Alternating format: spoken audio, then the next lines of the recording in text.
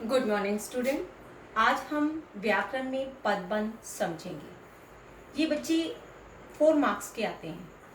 अब आपने इसे ध्यान से समझना है, तभी आप इसे अच्छी तरह से समझ पाएंगे। इसमें कोई रट्टा लगाकर समझ में नहीं आती बच्चे। इसमें हर शब्द को समझना है कि किस शब्द का लिंक किसके साथ जुड़ा हुआ है और किस नियम को किसके साथ जोड़ा गया है। तभी आपको ये बात समझ में आएगी कि पदबंध कैसे बना। सबसे पहले हम इसके अर्थ को समझते हैं। मैंने क्या किया, इसको अलग कर दिया, पद और बंध।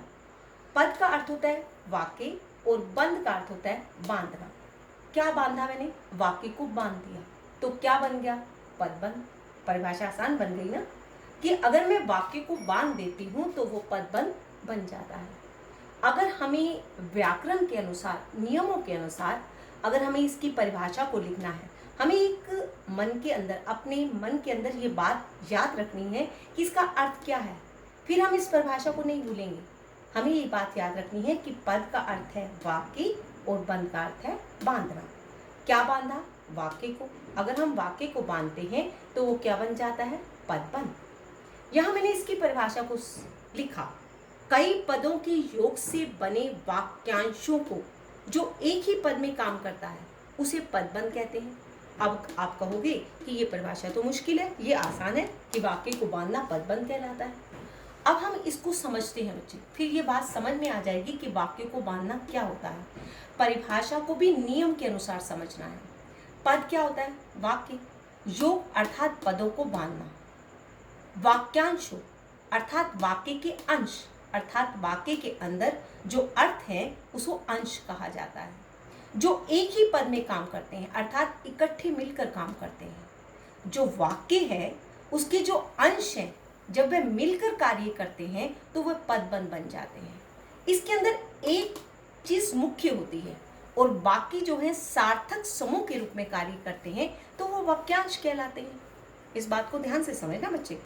मैंने कहा कि वाक्यों को बांधना पदबंध कहलाता है। अब आप मुझसे पूछेंगे कि वाक्यों को कैसे बांधा जाता है। अगर मैं पदों को क्या कहती हूँ? वाक्य। वाक्यों के योग से बने वाक्यांशों, अर्थात वाक्य के अंदर जो उसका अंश है, अर्थात जो उसके अंदर शब्दों को जोड़कर वाक्य बनाया गया है उसे वाक्यांश कहते हैं। जो एक ही पद में काम करते हैं, अर्थात सभी मिलकर एक पद का कार्य करते हैं, तो उसे पदबंध कहते हैं। अर्थात एक वाक्य में बहुत सारे शब्द होते हैं बच्चे। अब शब्द क्या बनते हैं? वाक्य बन जाते हैं। अब मैं ये कहूँ कि वाक्य किसे कहते हैं, चलो इस बात को समझने के लिए हम यहाँ पर आते हैं कि वाक्य किसे कहते हैं। अब आपको ये बात अच्छी तरह से पता है कि शब्दों के सार्थक समूह को वाक्य कहते हैं। सार्थक क्या होता है बच्चे? अर्थ सहित। शब्दों को जब हम अर्थ सहित जोड़ते हैं तो वो वाक्य बन जाता है। अब वाक्यांश क्या है? सार्थक पद समूह, अर्थात अर्थ के साथ जो वाक्य जुड़े होते हैं। अर्थात शब्दों के सार्थक समूह को तो वाक्य कहते हैं, अर्थात जब शब्द जुड़ते हैं तो वाक्य बनते हैं। और जो वाक्य बन जाते हैं तो लेकिन वो अर्थ के साथ जुड़ने चाहिए, वो सार्थक पद होते हैं। उसका जो समूह इकट्ठा हो जाता है तो वो वाक्यांश बन जाता है। अब इसके अंदर पदबंध क्या होता है? मुख्य पद होता है, अर्थात मुख्य कार्य करता है, और दूसरे पद उसकी विशेषता को बताते हैं, तो वो क्या बन जाते हैं? पदबंध।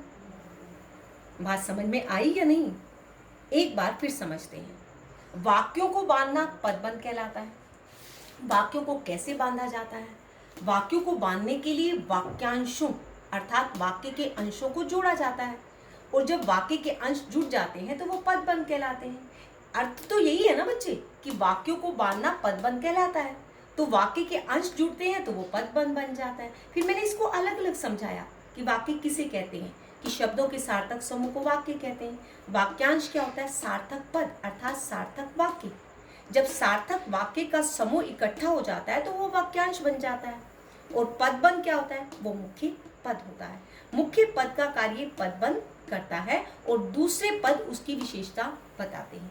एक उदाहरण के द्वारा समझते हैं। तालाब में सुंदर कमल खिले हैं। अब इसमें तालाब में सुंदर कमल खिले हैं। अब आप मुझसे पूछेंगे कि कमल इसमें क्या है? पदबंध। पदबंध क्या है? मुख्य, अर्थात इसके अंदर मुख्य चीज क्या है? पदबंध, अर्थात कमल जो मुख्य है, इसलिए मैंने इसको क्या कह दिया? पदबंध। अब तालाब में सुंदर कमल खिले हैं। अब खिले हैं और तालाब, सुंदर क्या है, इसकी विशेषता को बता रहा है। और तालाब और खिले वाक्य के अंश हैं, अर्थात वाक्य के अंश के साथ जुड़कर इस वाक्य को पूरा कर रहे हैं। वाक्यांश भी आ गया, पदबंध भी आ गया और विशेषता भी आ गई। मैंने ये सारी चीजें इसके अंदर बताई, वाक्य, वाक्यांश और पदबंध। तो इस वाक्य के अंदर क्या है कि तालाब में सुंदर कमल खिले हैं। तालाब में सुंदर कमल, कमल क्या है, पदबंध अर्थात मुख्य वाक्य, मुख्य शब्द, वाक्य नहीं बच्चे, शब्द। जो शब्द है वो मुख्य कमल है और सुंदर इसकी विशेषता को बता रहा है। तालाब और खिले इस वाक्य के अंश है, इसलिए ये क्या बन गया, पदबंध। अब एक बात और साथ साथ समझते हैं कि पद क्या होता है बच्चे, शब्द होता है। और ये पद, पद से पहले क्या बनता है, शब्द। और शब्द क्या होता है बच्चे, वर्णों के सार्थक समूह को क्या कहते हैं, शब्द। ये तो आपको पता है कि अगर मैं वर्णों को जोड़ देती हूँ, स्वर और व्यंजन को जोड़ देती हूँ तो क्या बन जाता है, शब्द। अब वर्णों के सार्थक समूह को शब्द कहते हैं और शब्दों को जोड़कर क्या बनता है, वाक्य। पद और वाक्य में अंतर है, नहीं है बच्चे, लेकिन पद को जब बांधते हैं तब वो पदबंध बन जाता है। कमल पद कैसे बना, एक कमल है, शब्द है। कमल क्या है, एक स्वतंत्र शब्द है। जब तक कमल शब्द स्वतंत्र है वो क्या है, शब्द है। मैंने क्या कहा कि अगर मैं अकेला कमल लिखती हूँ तो वो शब्द है और वो क्या है, स्वतंत्र है। अब वो क्या, अगर वो स्वतंत्र है तो वो क्या है, शब्द है। अगर मैं इसे वाक्य में प्रयोग कर देती हूँ, तालाब में कमल खिले हैं, वाक्य में प्रयोग होने पर ये क्या बन जाता है, पद बन जाता है।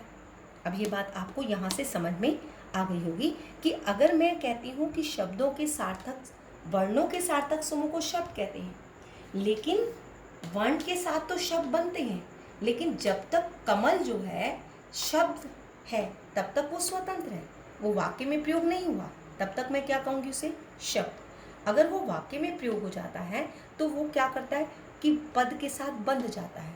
शब्दों को जब बांध दिया जाता है, पदों को जब बांध दिया जाता है तो वो पदबंध बन जाता है। शब्दों को बांधकर वाक्य बनता है और वाक्य के अंदर क्या होता है, तालाब में कमल खिले हैं, ये वाक्य बन गया।